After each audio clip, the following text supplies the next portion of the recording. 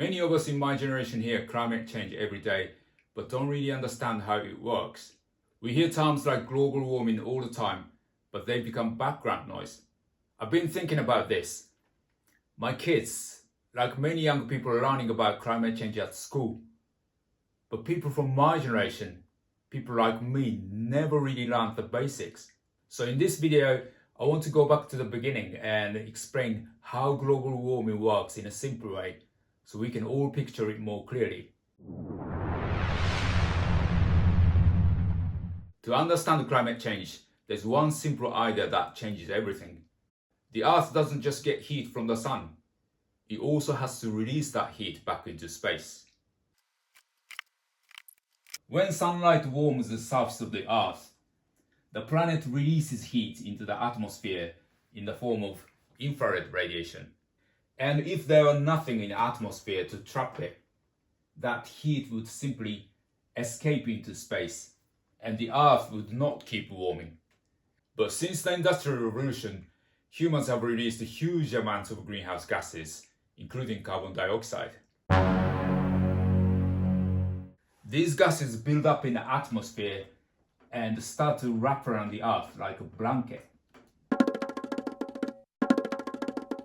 trapping heat and causing the temperature to rise. What happens is that greenhouse gases absorb this infrared radiation and then spread that energy in every direction.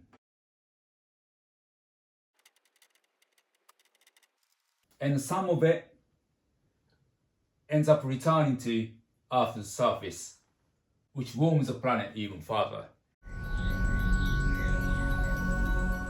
And this is where things start to change. When we talk about greenhouse gases, there are three key ones that are worth remembering.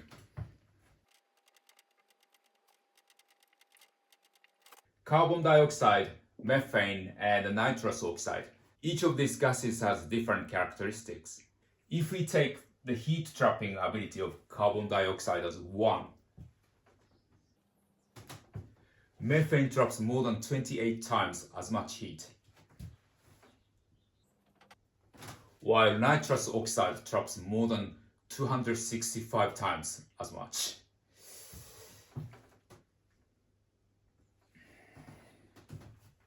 They also differ in how long they remain in the atmosphere. Carbon dioxide can remain in the atmosphere for decades to thousands of years.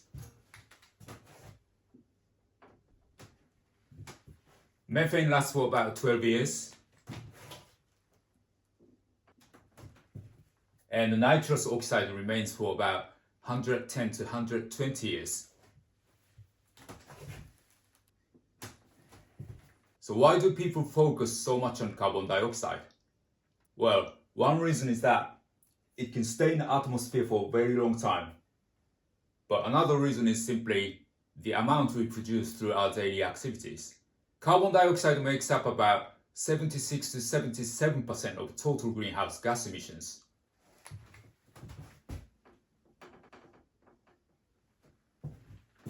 By comparison, methane accounts for around 16%.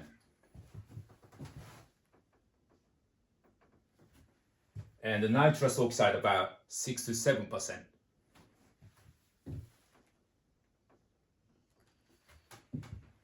So if we want to avoid global heating, we need to keep as much of these greenhouse gases as possible, especially carbon dioxide, out of the atmosphere and leave them in the ground.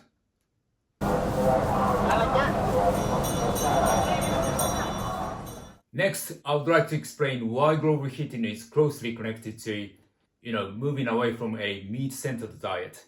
First, let's think about where the meat we eat actually comes from. Beef, pork, lamb, and chicken all come from animals that are raised and eventually killed before being sold in supermarkets or served in restaurants. In his book Regenesis, George Monbiot refers to a study conducted in 2018 that reveals a striking picture of the mammals living on Earth today. Humans make up about 36% of all mammals.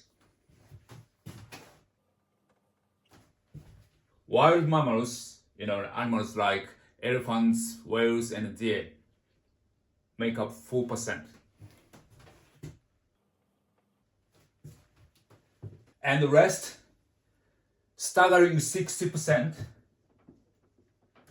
are livestock. Animals raised for food. So nearly all mammals on Earth are either us or animals we are raising for ourselves. That shift has happened largely because our appetite for meat has grown so dramatically over the past 50 years. And this is where things start to connect directly to climate change. Animals like cows and sheep are called ruminants. Their unique digestion process causes them to release methane, a powerful greenhouse gas, mainly through burping. Like I said earlier, methane is about 28 times more effective than carbon dioxide at trapping heat in the atmosphere. And that alone is already quite alarming. But it's not the only problem.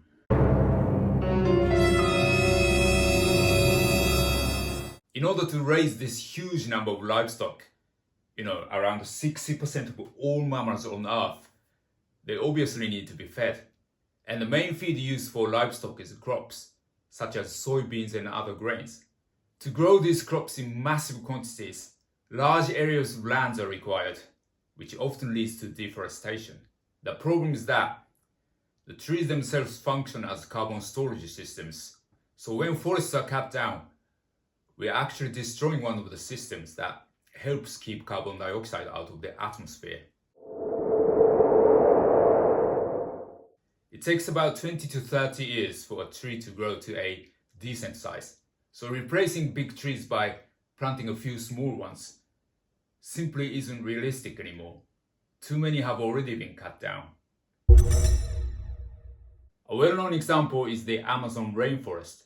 The more meat we eat, the more animals we have to raise, and the larger the farms needed to feed them. This leads to more deforestation and rising temperatures, with future generations bearing the consequences. And it doesn't stop there. Changing weather patterns are also opening up new farmland in countries in the northern hemisphere, places like Canada and Russia, leading to even more trees being cut down. So by eating less meat, especially beef, which has one of the highest carbon footprints, we can help slow the pace of global heating and make the world a safer place for our children and the generations that come after them.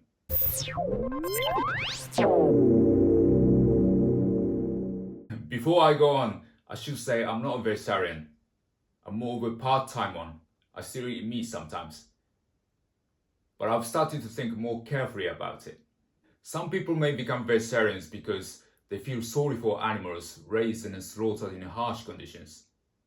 But that's not the only reason. There are also important environmental reasons behind that choice. At the same time, there is still a common stereotype that, people who don't eat meat are somehow weak, while eating a lot of meat and building a muscular body is often seen as strength. But I see it a little differently. Choosing to reduce meat, especially in the world where it's the norm, can actually take a great deal of mental strength, because it means questioning the habit we've had for a long time and thinking about the future, not the present. Real strength isn't just physical strength. It's the willingness to change our behavior when we know something isn't quite right. And of course, no one needs to become vegetarian.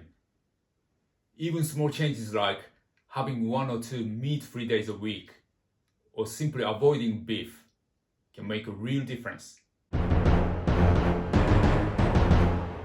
If enough people make those small changes, it can help slow global heating in a meaningful way. And if you have children, take a moment to look at them and think about the kind of world they will grow up in. Maybe start small, a few meat-free days each month for them and for the generations that come after us. So that's all for today. Thanks for watching and see you next time.